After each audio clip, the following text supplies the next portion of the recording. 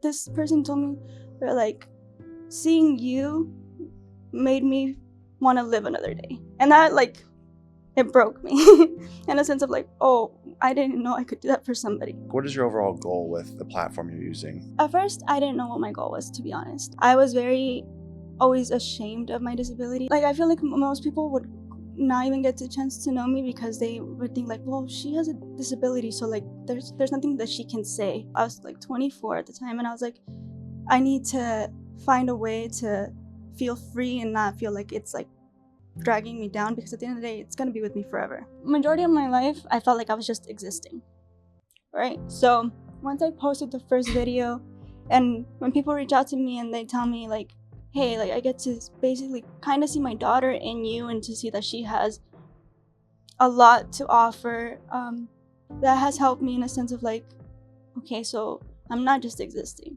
I can actually help other people that need help that I didn't even know that they needed my help. Welcome, everyone, to the Beyond the Cover podcast. My intent with creating this podcast was to provide a platform where men can speak openly about their journeys with mental health without fear of judgment while doing so. While I, the host, or you, the listener, may not agree with everything or anything that a certain guest says for that matter, my focus is not to decipher what is right or wrong. Rather, it's to gain a better understanding of why somebody thinks and acts the way that they do. And with this understanding, we will begin to make better sense of our own lives and the world around us. So join me as we open the books into these men's journeys and dissect the pages within.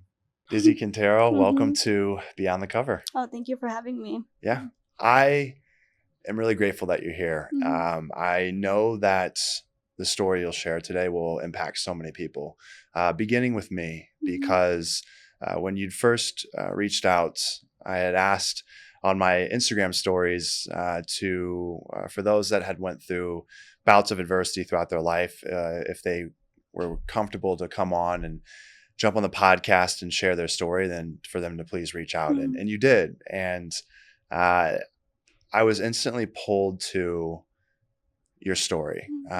With what you had told me, there was a lot that I feel that people can learn from and better understand individuals that have went through something similar to you. So for those that don't know, you are active on social media. You are on TikTok specifically, which I love. You use your TikTok for good, in that you put out videos to help people better understand your condition, which you have stage 1 cerebral palsy, correct? Yes.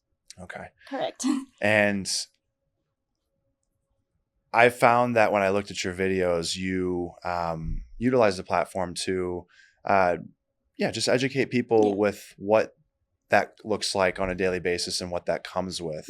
And what is your overall goal with doing so? Are you hoping that people can just better understand others with cerebral palsy so that they can live a life that feels that people better understand them? Or what is your overall goal with the platform you're using? So at first I didn't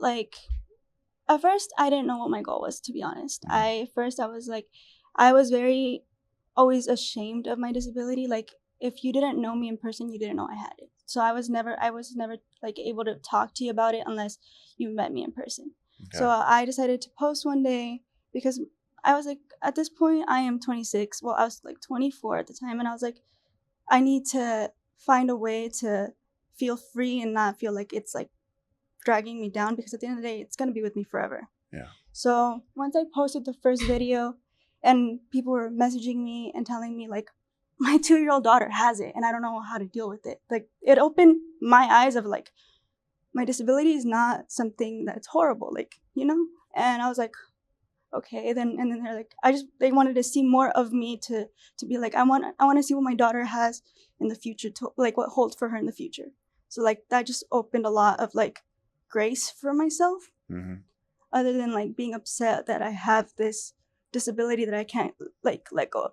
So yeah. So take me back to the beginning, as far as when did you first realize that life was going to be a little bit different for you versus others? as soon as I started kindergarten. Okay. So I was like 5. And especially because when I was 5, I still used a walker at the time. And just like, and I wasn't in like special ed classes. I was like in like not normal, like actual classes. Mm-hmm. And like obviously because I was the kid with a walker and I was the only kid with a walker, people treated me differently. Mm-hmm. So I knew, I was like, oh, so I'm completely different from you. Yeah. So you had the walker Mm-hmm. and kids were likely teasing you and making comments. Mm-hmm. And did you then go back to your family and ask them, what the walker was used for? Did you kind of already know at that point? I knew because I knew I couldn't walk without it. Okay. I knew I couldn't walk without it, and like, but I guess I always knew, like I knew that obviously I need help.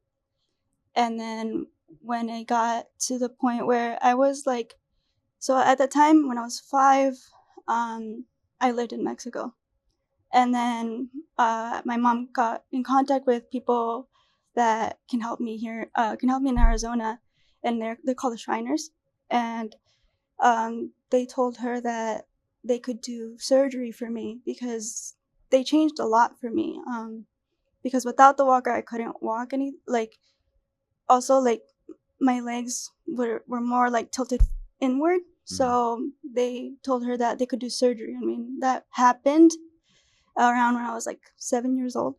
But they kept seeing me from 5 to 7 for a little bit, and I got the surgery. And then I pushed really hard to let go of the walker. Like I think I did exercises for 5 months after, like hard. I told my mom, I was like, I don't want to go back to school with the walker. So I didn't go back to first grade, and I did summer school, and then second grade I did not use the walker anymore. So that's awesome. Yeah, for all the yeah. hard work that you put in.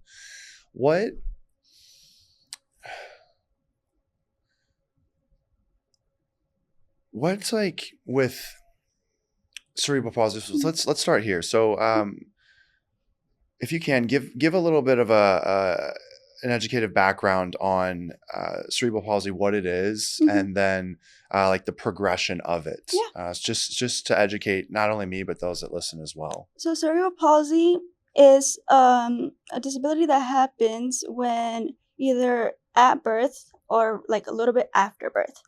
So it has to affect your brain that is in charge of your movement, your balance, or like even your posture.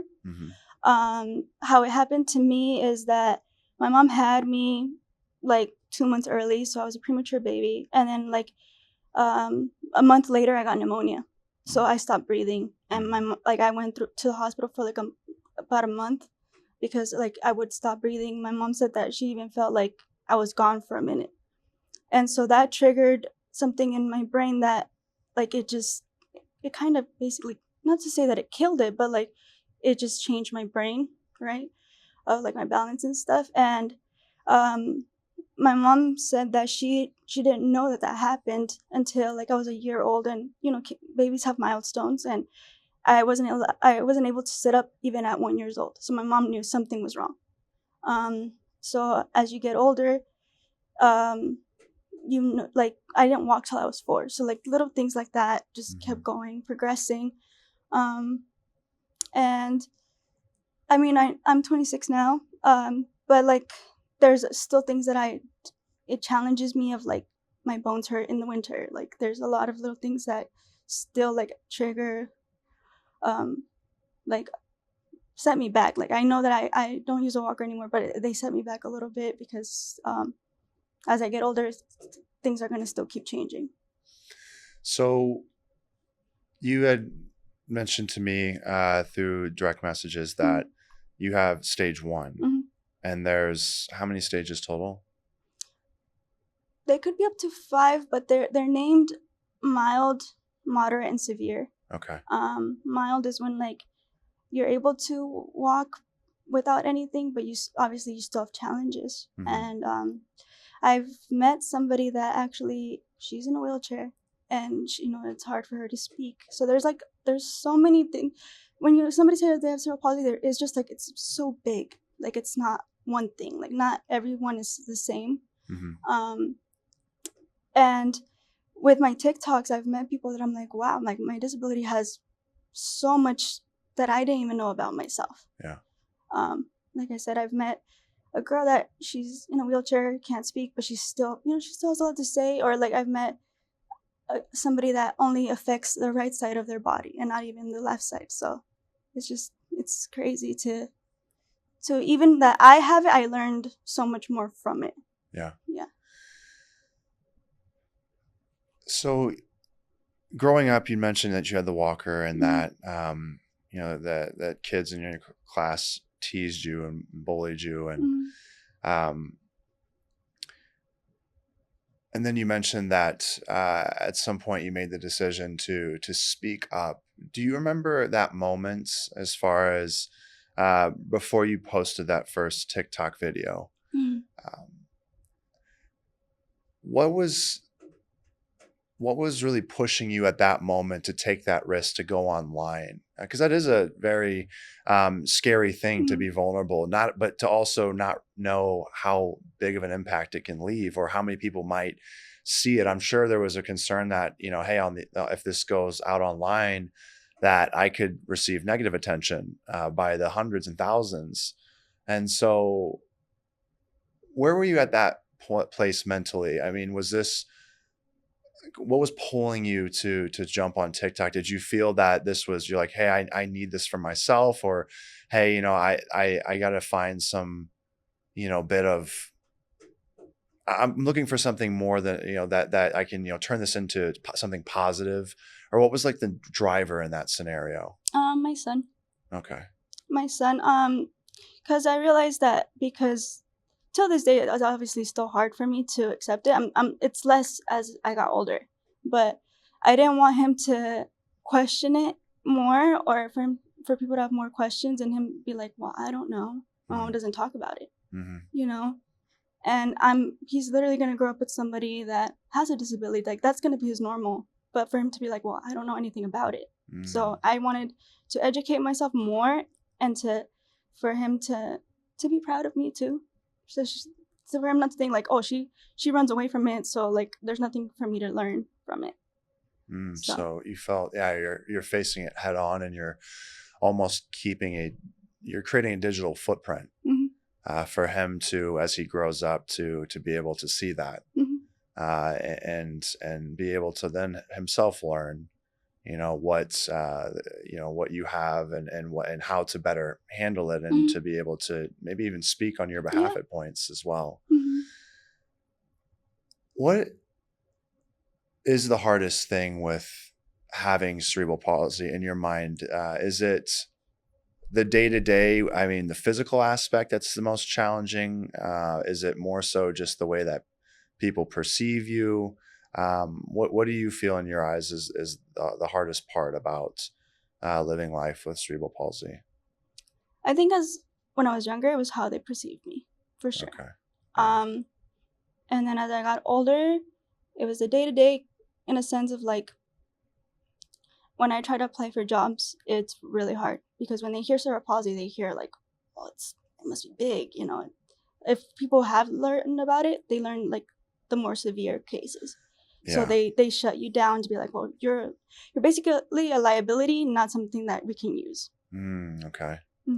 So you feel that people are coming in with a notion that you have a more severe stage or progression of cerebral palsy than what you actually do.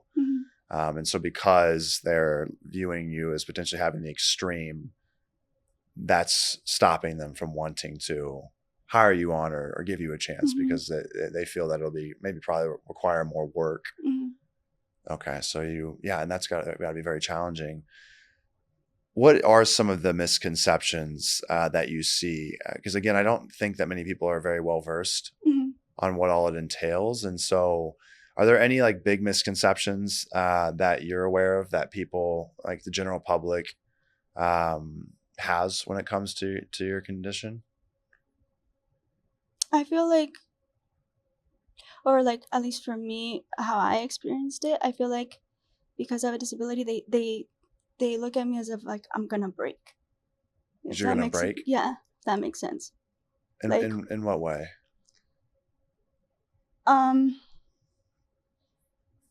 like because I need a little bit help, I feel like they try to, like as I was growing up, like they were trying to make sure, how do I explain it? Like I feel like most people would not even get the chance to know me because they would think like, well, she has a disability, so like there's nothing that she can say, or if I say something wrong, she's gonna like I just felt like they saw me as a broken person, even if like they didn't sit with me to get to know me because of the disability. So I don't know if that makes sense. I'm interpreting it as you feel like people see you as less than, Yeah. as not a normal human, but somebody that is at a deficit. Therefore, they're already Labeled me without getting to know me. Yeah. Yeah. Why do you think people do that?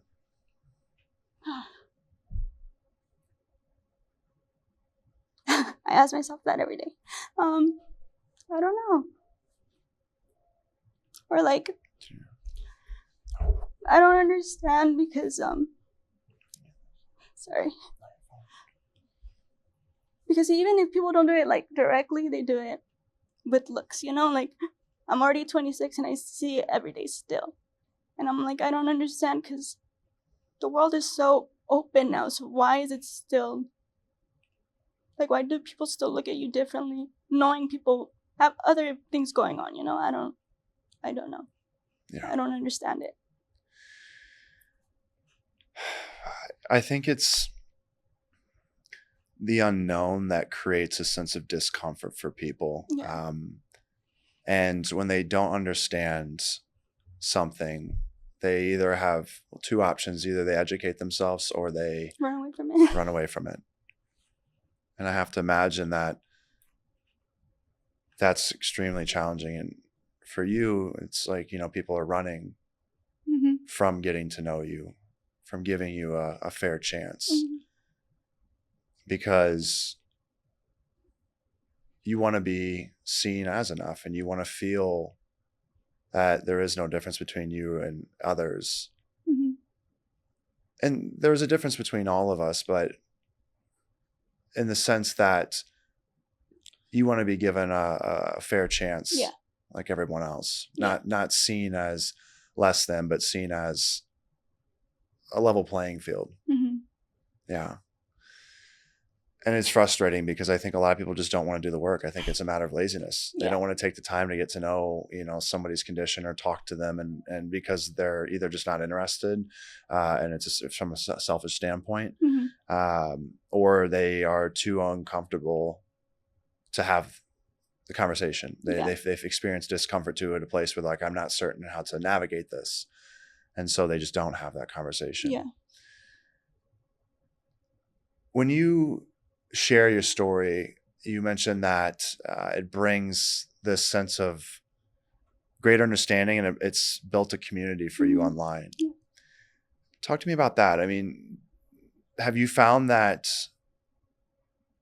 social media platforms like TikTok give you a sense of hope? Oh yeah, definitely. Because like for majority of my life, I felt like I was just existing. Right? So when people reach out to me and they tell me like, hey, like I get to basically kind of see my daughter in you and to see that she has a lot to offer, because they're scared for them because they don't know, it's scary to the unknown. And that has helped me in a sense of like, okay, so I'm not just existing. I can actually help other people that need help that I didn't even know that they needed my help, So it's also kind of like I've told people, it's kind of healed the inner child in me.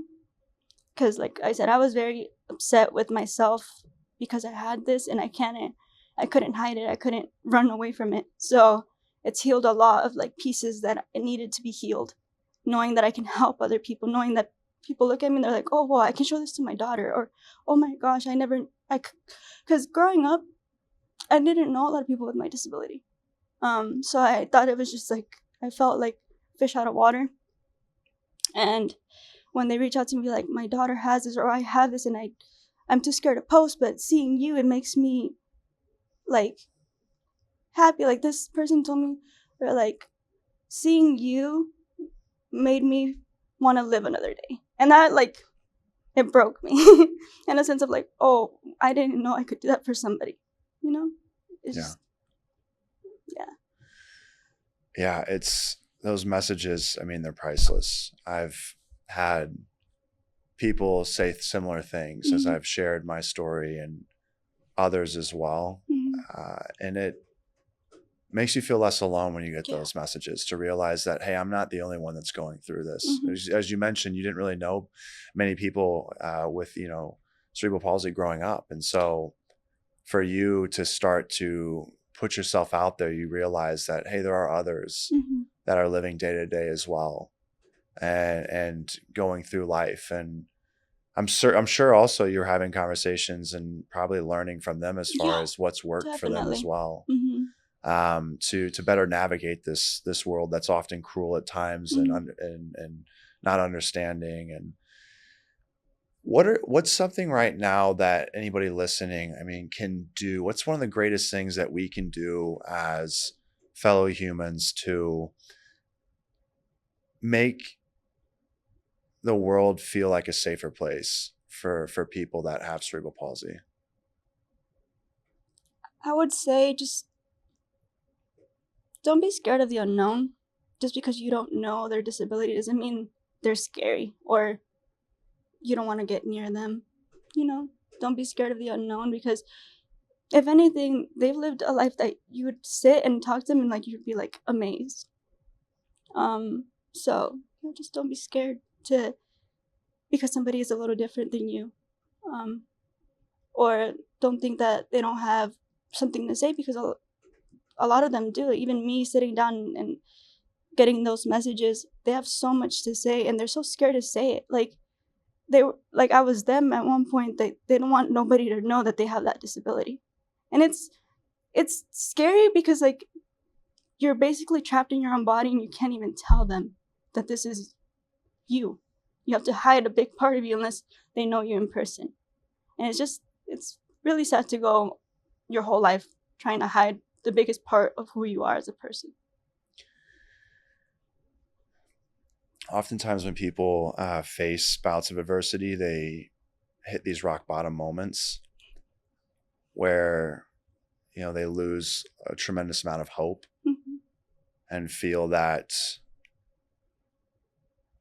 they're not certain if it's possible for them to move forward with a sense of strength. Did you ever find yourself at a rock bottom moment? Oh yeah. I like I said, I've been bullied. Started in kindergarten. It didn't end till junior year of high school. So it was a long time. But middle school it's definitely, I would never go back to that because it was really rough. So when I was like 15, I questioned why. Like, what's my purpose here?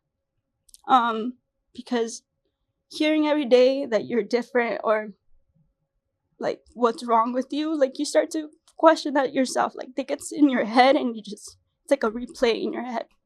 So it was really rough. Like I had to go to therapy because I couldn't get out of it. So it got really, really dark. The only thing that got me out, and honestly, the only thing that really helped me is that I'm an older sister.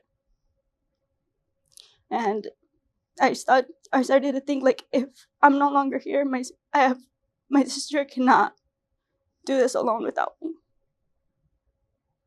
That's the only thing that got me out. Yeah, I can definitely relate to that. I think some of my lowest moments, I thought about those that I loved and the amount of pain that they would experience. A pain as great as the pain that I experienced within, but realizing that I would be placing that upon them, and that would hurt for me longer. for Yeah. longer. And so it's obviously, I mean, you have love for your family, and and that gave you enough hope to continue to push forward. What do you feel like in those moments when you were in middle school? I mean, did you have support outside of your family? Did you have any friends that were there to defend you or support you, or did it feel that you were isolated and really there wasn't many people that were willing to try to better understand your I situation? had friends, but I don't think that they were. I mean, we're kids, right? So I don't think that they try to understand where I was coming from. Mm-hmm. Yeah. So I felt very alone. Like I had friends, but I feel like in those moments, I just felt like I had nobody in the world. What would have helped you more than anything in that scenario? As because I do agree with you, I think kids are kids. They're young. They have undeveloped brains. Yeah. They even if they wanted to understand, they likely can't.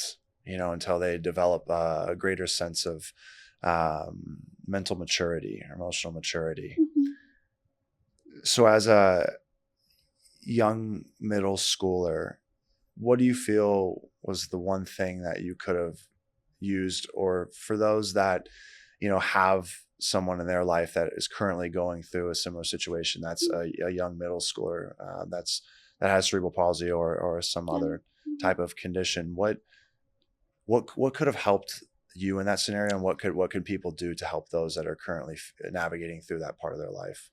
I think what would have helped me, and honestly, this is also why I started my TikTok, is because I don't think there was anybody that represented me or represented a disability. Mm-hmm.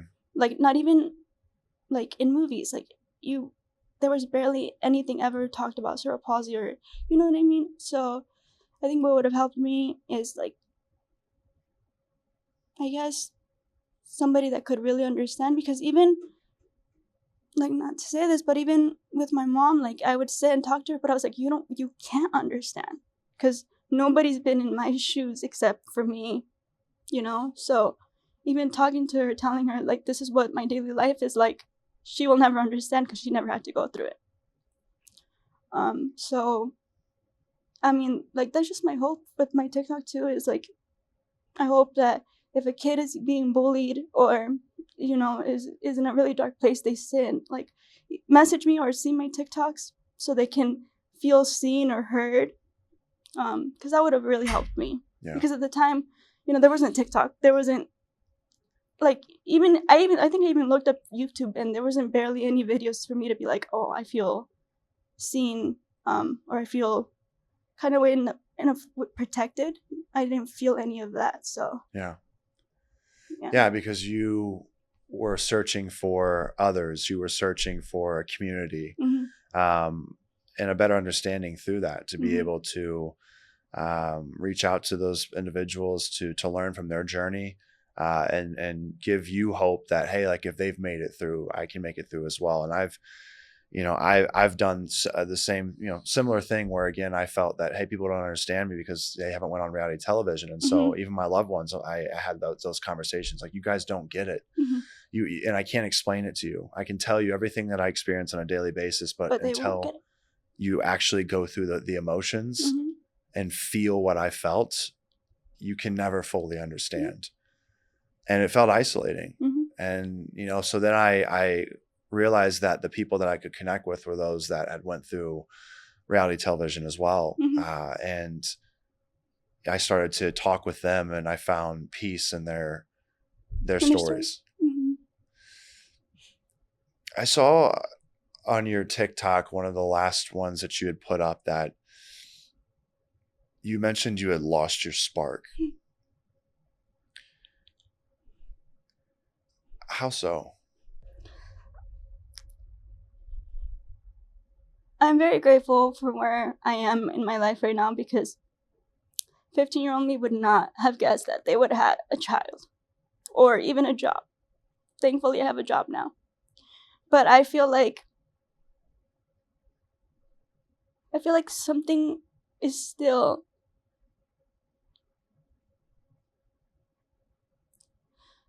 something's still missing within me, that like I feel like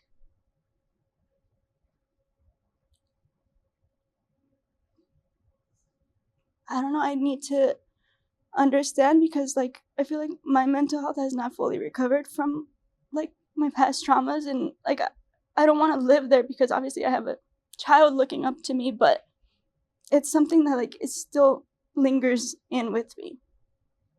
Yeah. And there's days where, or months where I go and it's just I feel like I'm not there anymore. You feel that there's a void within you. Yeah. That you're trying to understand what can fill that. Yeah.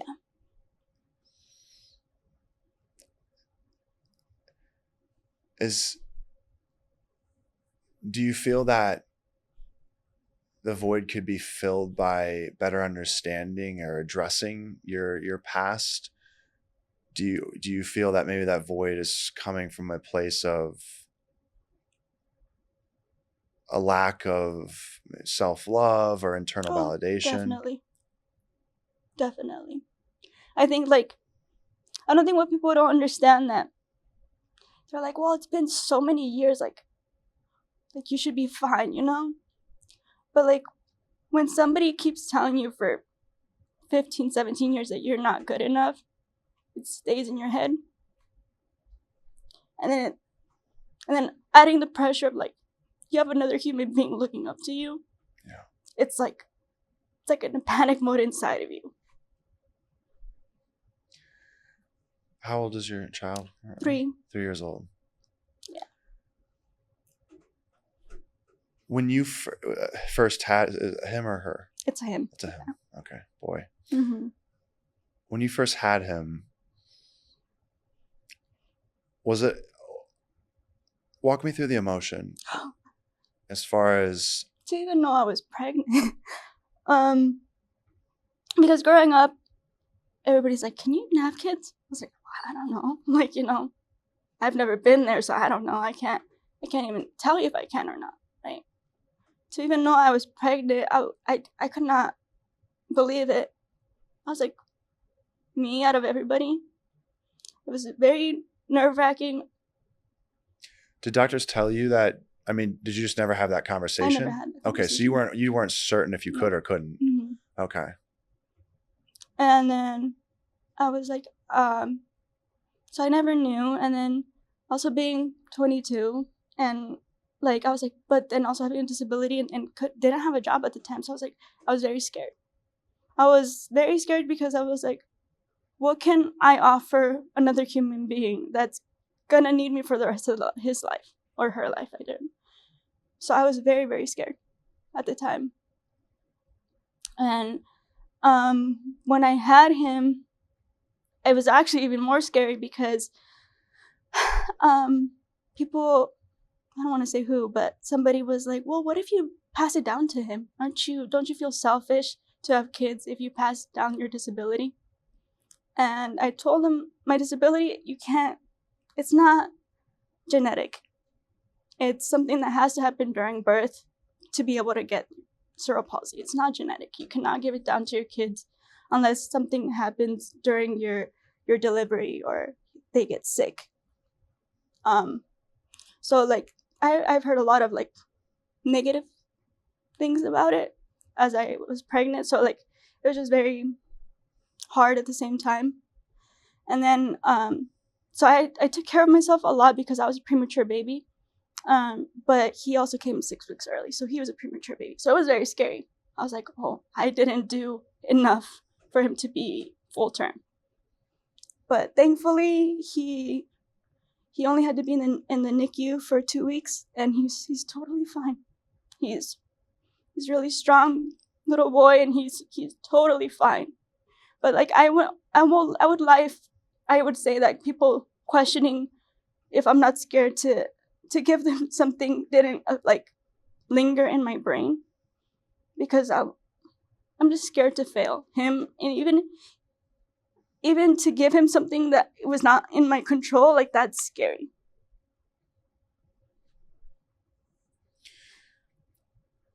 Yeah, because you love him so much and you don't want him to face Oh, no. what you faced. And I know in a way he will face, because in a way I'm like, I get scared because I'm like, they're gonna bully him because he has me as his mom. Because kids will be kids. And in some way, I need to make him strong enough to be like, that shouldn't affect me, you know? I can tell that you have an unconditional love for him and that you want to protect him at all costs. Yeah. I also do want to say that the love that you can provide him is more than enough. The fact that you're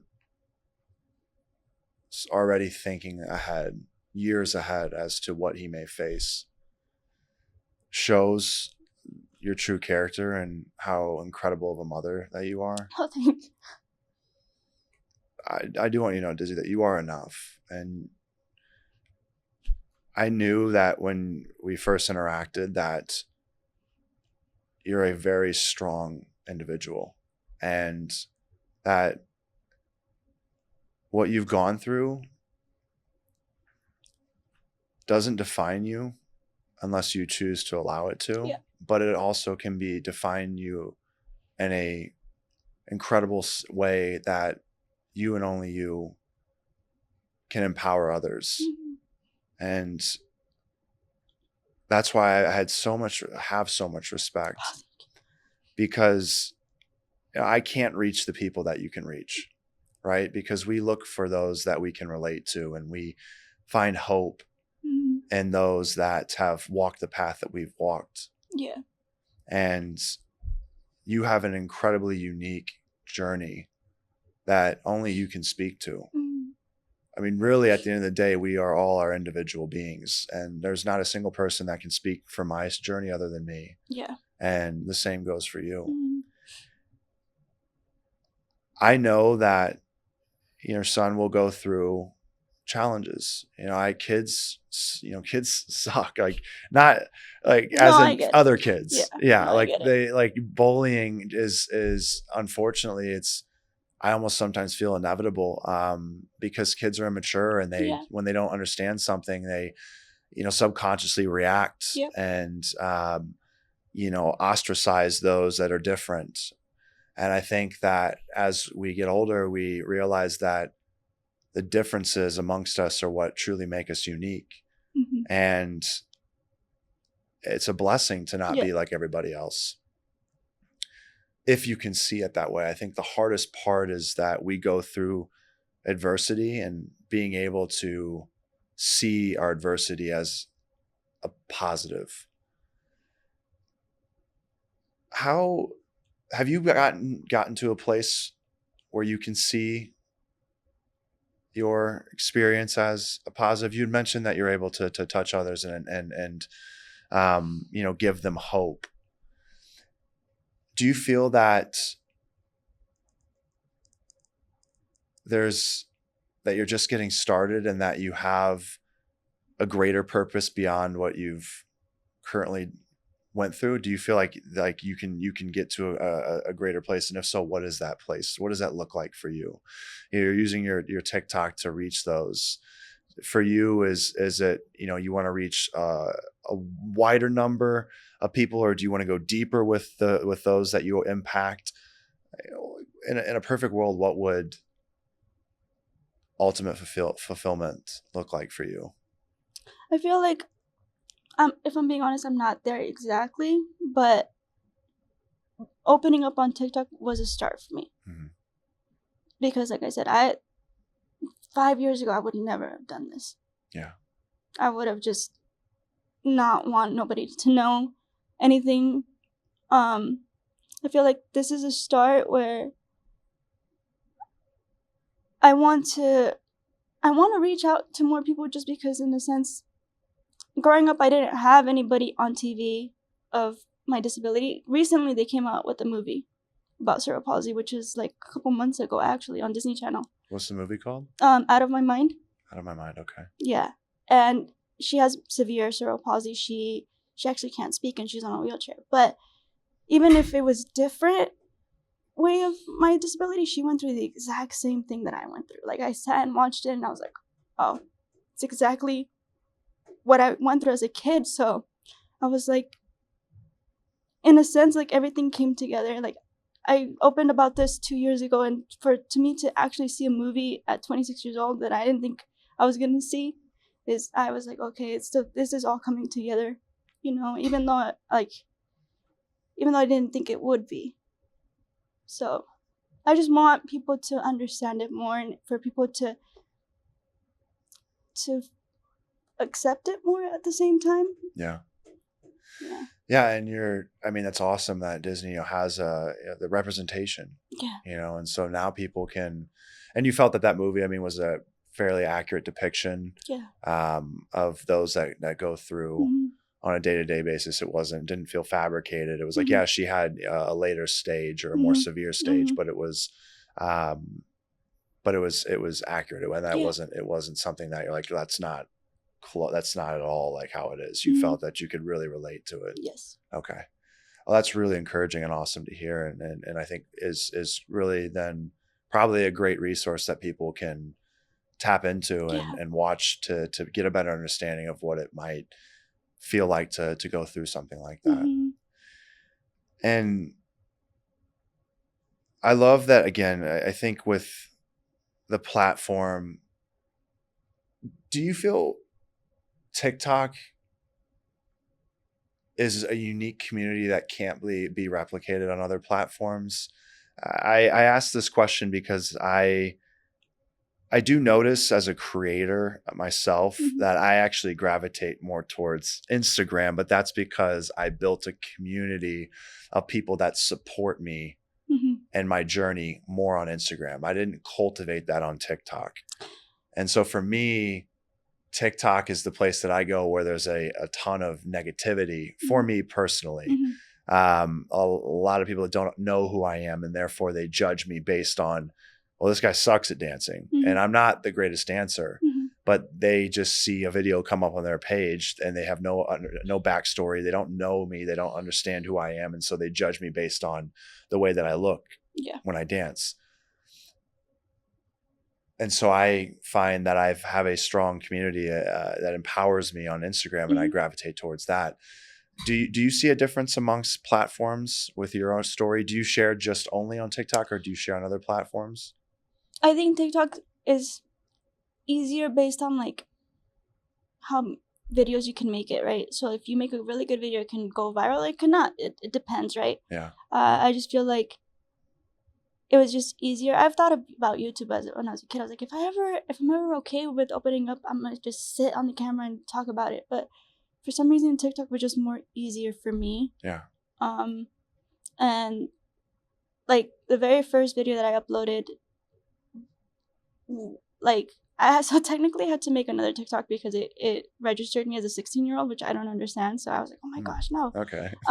So the first TikTok that I ever made in my first TikTok, it went viral. That was the first one that like thousands of people saw it, and I was like, oh my gosh, like I did not know that this was gonna happen. Yeah. And actually I don't want to say I got hate for it, but people actually were like, well, you don't know what you're talking about.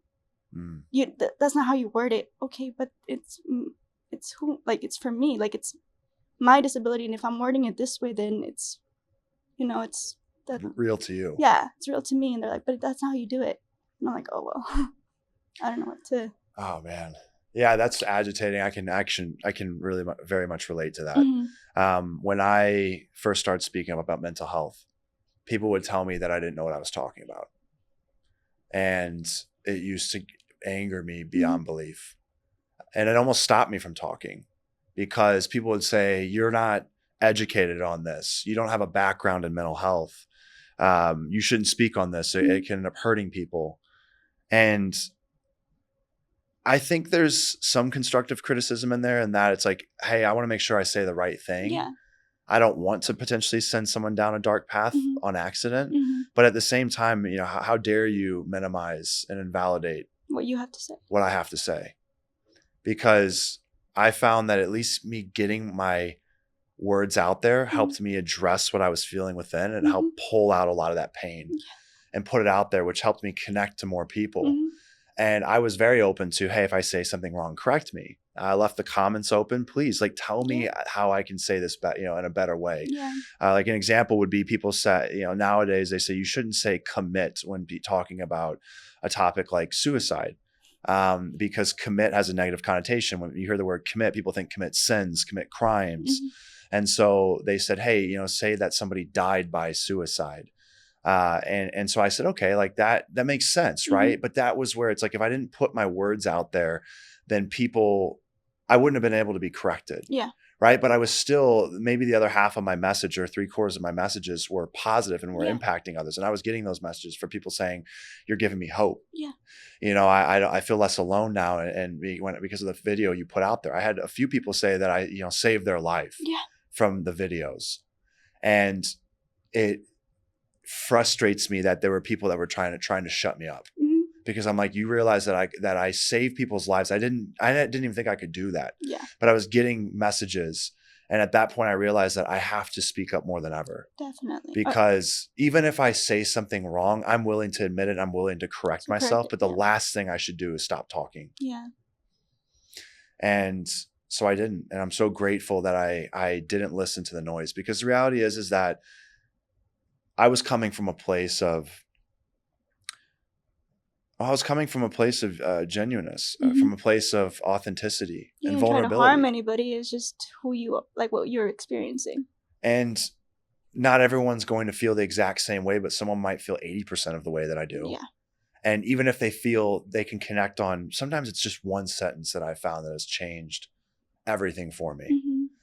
Somebody said something, and like, I'll give an example would be, I had, I struggled at being a people pleaser and not feeling good enough. And I really struggled with people that would criticize me online. And every negative comment felt like the world was coming down on top of me. And for every positive comment, it's like I needed 50 positive comments online to basically cancel out the one negative comment. Then one day I was watching a podcast, and somebody said that they had heard this saying that if you have a problem with me, call me. And if you don't know me, or if you don't have my phone number, you don't know me well enough to have a problem with me. And that completely forever changed the way that I handled online criticism. Yeah. Because I realized in that one sentence that I heard that none of these people actually know me, because they don't have my phone number. Only people that know me have my phone number. So if you don't have my phone number, you don't know me well enough to judge me. Therefore, your words don't matter. And it instantly took the weight of those words and lifted them off those individuals, those words. I realized, I'm like, no longer do your words as a stranger carry any weight in my life. And so now when I see them, I just look at them and they pass. They come into my eyesight, and I just go, and then they pass into my brain, in one ear, out the other. And they don't stick and sit there for longer, because I don't let them. Because I realize that, if I choose, or have the ability to choose, what words hold weight and what don't. Actually, that was the scary part when I was uploading for the first time, because I was like, okay, I know my triggers. And obviously, because my bullying was obviously just words majority of the time, I was like, okay, what if it's so much negative comments that they get stuck in my brain? Yeah. But I was like, but I have, like I said, my son was like my biggest motivation to do it. I was like, but none of those matter. Only one person matters to me. So it was kind of like a fight in my brain to be like, do I really want to do this? Because I know there's ways that they can trigger me. But like I said, my son is just everything to me. So. Do you feel that you're enough, like in your own eyes? No. How do you think that you'll get to that place? Because I believe that you are, and I want you to see that, and I believe that you will in time. I really genuinely believe. I know you're doing the work, and you're really every day pushing harder to help others understand you, which I think is also a way for you to better understand yourself. Mm-hmm. What do you feel that you need to get to that place? If I'm being honest, I don't know. I just don't want the rest of my 20s to be like, I don't want to look back and be 45 and be like, oh, I wasted her youth or her spark hating on who I am as a person, or not as a person, but my body of like, that I can't change it. Yeah. That's my biggest fear, to be like 45, 50 and be like, she wasted her whole youth on hating herself. Yeah. That's very terrifying. Yeah. So I think it's like you want to find a greater sense of self-love. Yeah. And how you're going to go about that, you don't have the answers for at this moment. But I think you don't, as much as you want to, I think that, really through the hardest times of our lives, through these moments of adversity, that's where the greatest growth occurs, because where there's a tremendous amount of pain, the pain of staying the same becomes greater than the pain of change. Yeah. And it forces us to basically then create that change. Mm-hmm. And it does get harder before it gets easier, but I feel that with everything that we've discussed today, that you're doing the work. Mm-hmm. You're putting yourself out there, you're searching for others, community, you're growing through putting yourself out there and for people to see as this perfectly imperfect person, right? Mm-hmm. That again, like your spotlight and your light shines as bright as anybody else's. Mm-hmm. But you're searching for that, that greater sense of purpose, and you want to feel that you're enough. And I found that for me personally, that in order to get to that place, I had to continue to dive deeper. I had to go to therapy. I did breath work. I did plant medicine at one point. I had a lot of conversations. Mm-hmm. I listened to podcasts, in order to make better sense of the world around me. I didn't know about mindfulness. I didn't know about imposter syndrome, about ego. I didn't know about the subconscious mind and the conscious mind. There are all these things that I was so unaware of. And so as I started to learn about them, I realized, first off, it blew open Pandora's box. It was like, as I learned one thing, 10 more things popped up. And I said, well, oh my gosh, I thought I was getting close to realizing and understanding where I was, more about myself, but now what's happening is I'm just opening more doors. And now I have to, take even more time. And this journey of understanding myself and finding self-love has just become more convoluted and complex. And there were days where I felt overwhelmed. I'm like, I can't do this. I don't, what's shadow work? I don't even know like what the shadow self is. And what am I suppressing? And now I have childhood trauma. And so you're telling me that something that I faced when I was in 6th grade as a 12-year-old is now still impacting me as a 31-year-old. So now I have to go backwards.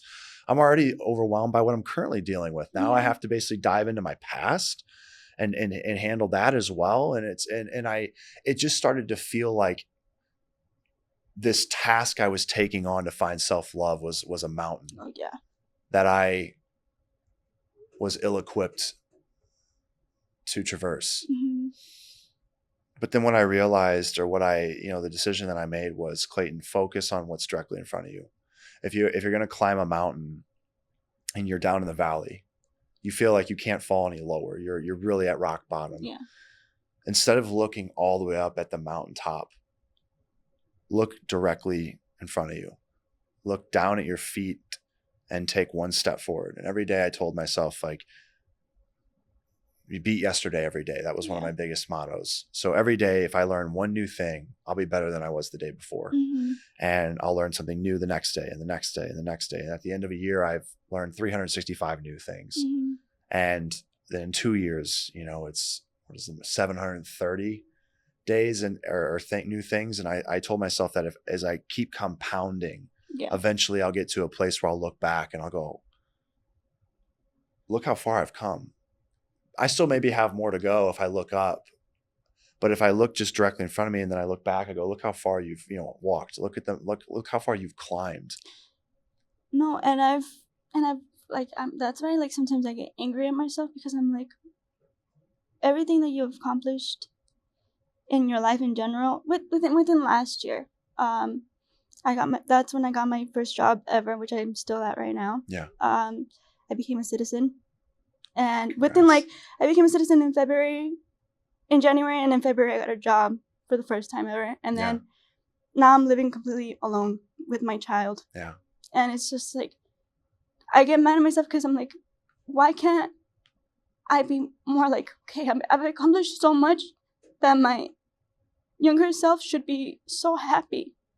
So what is it that I'm missing? You know, like, I don't know. Maybe a bit of grace. Yeah. I feel that.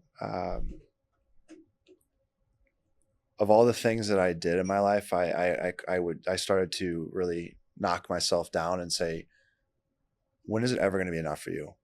Like, how can you be so ungrateful for all that you've accomplished? And some people haven't went through any of these things. Yeah. And if they went through one of them, they'd be so proud. Why can't you be? Yeah. And I would just beat myself up time and time again and say, like, what is it going to take? Like, I thought that I was messed up. I was like, you're just messed up in the head. Yeah. And the reality is that wasn't the case. You know, I had this negative self-talk that I had to address and say, hey, listen, you need to be kinder and be patient and realize that life is a journey, and that, you know, as you overcome one thing, something new will come. And we're wired for growth as humans. So I don't believe we're meant to be in a place of complacency, but, you know, we're always meant to learn more and to want to be more. Yeah. And that's fair and that's normal. And I think, though, there's a place where we have to take ourselves and say, hey, I need to, you know, I want to be grateful and choose to give myself grace, knowing that maybe I'm not where I want to be, but I'm also farther along than where I was before. And for me, you know, that what that looked like was journaling and reflecting back on what I've been through and saying, you know, patting myself, like literally I would pat myself on the shoulder and be like, you should be proud of yourself. Look at how far you've come. Look at what you've done. And sometimes I would have to write that in my journal multiple times in a day, or every day that I woke up. This is what I'm grateful for. I've done this, this, and this, as opposed to saying, well, I don't have this, this, and this. It's like, well, what do you have currently? Yeah. And saying it, you know, and writing it down and saying it in the mirror hundreds of times to the point where I finally believed it. Yeah. Where I finally said, wait, no, instead of me focusing on what I don't have, how about I focus on what I do currently have? And I think that repetition eventually ended up getting to a place where I believed it.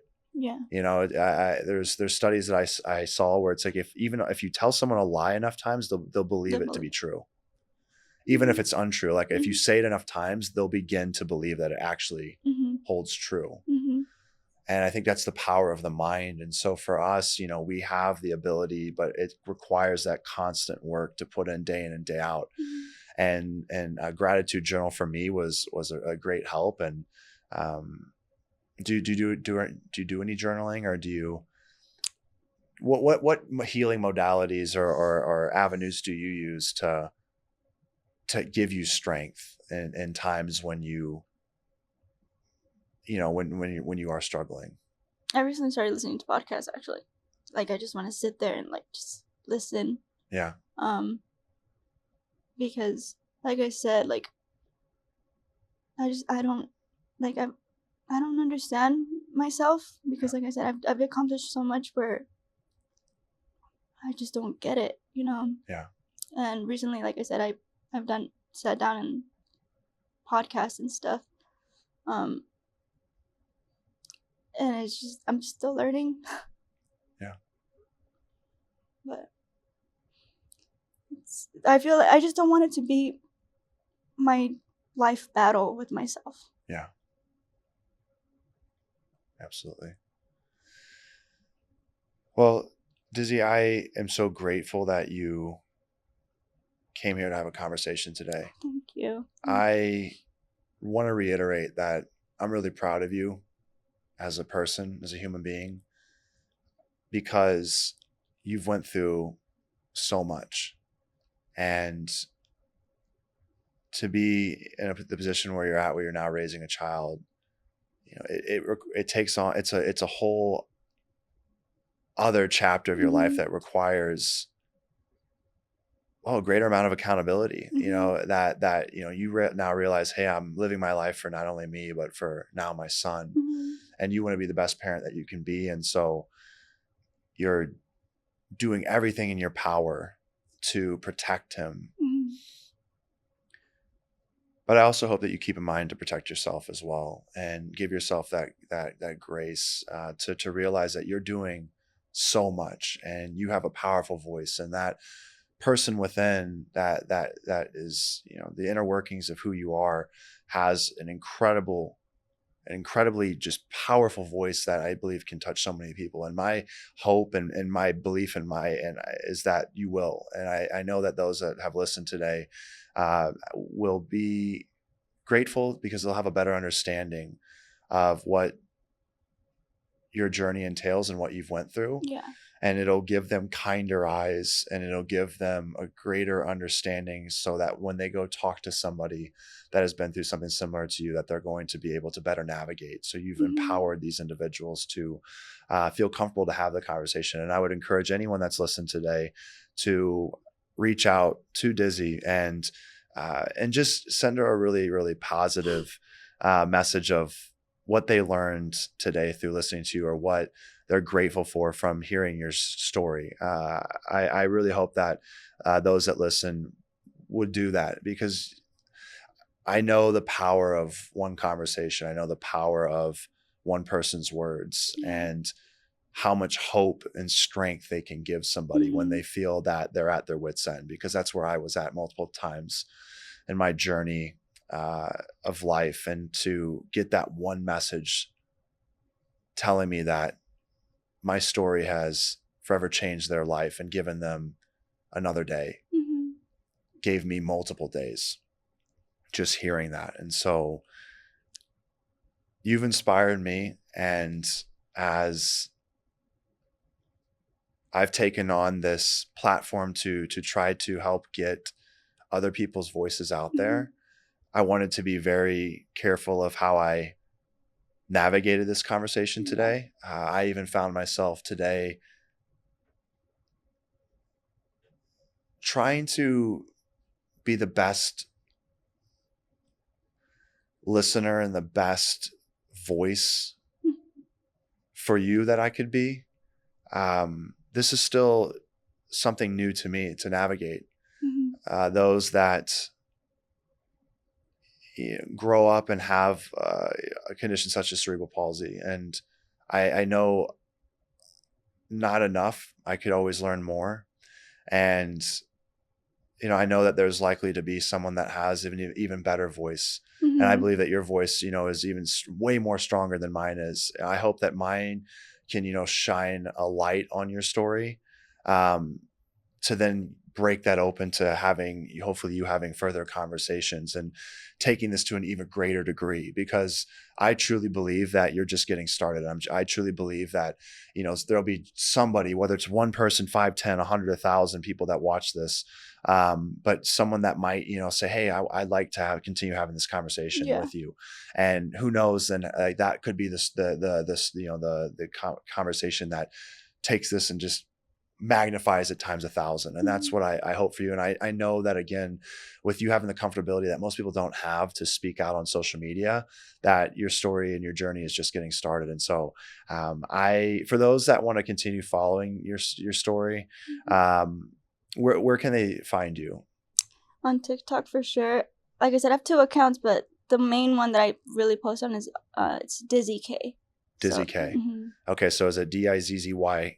Mm-hmm. No spaces, just Nope. all one, and that's on TikTok? Mm-hmm. Okay. Do you have a presence on other platforms as well?